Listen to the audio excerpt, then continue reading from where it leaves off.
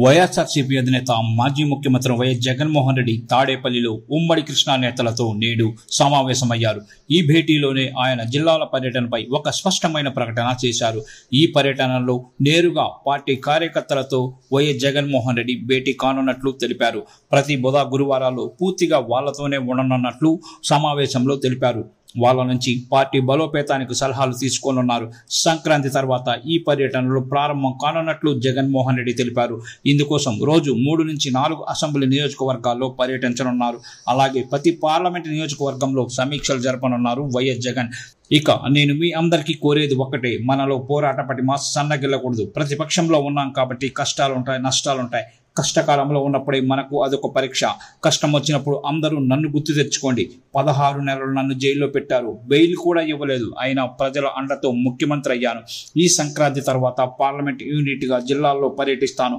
ప్రతి బుధవారం గురువారం జిల్లాలోనే ఉంటాను. వారితో మమేకమవుతాను. పూర్తిగా కార్యకర్తలకే కేటాయిస్తాను.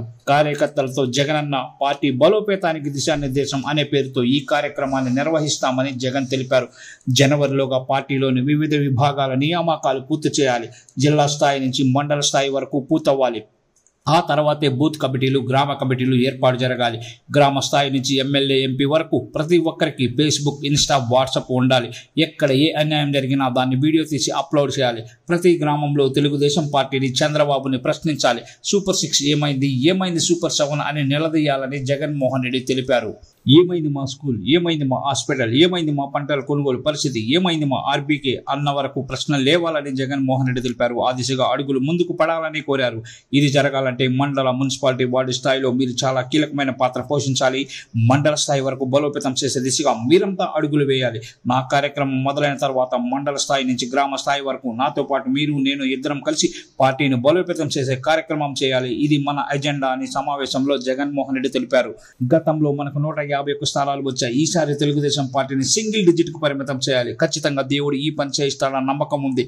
ఏ మంచి చేయకుండా కేవలం అబద్ధాలు, మోసం చేసినప్పుడు అది కోపం కింద మారుతుంది. ప్రజల్లో ఆ కోపం రెట్టింపు అవుతుంది. మన మీద ప్రేమ పెరుగుతుంది. ఆ రోజే మనం చూస్తాం. మోసమే పరమావధిగా ఉన్న వాళ్ళని ప్రజలు ఏం చేస్తారో మనం చూస్తామని జగన్ అన్నారు.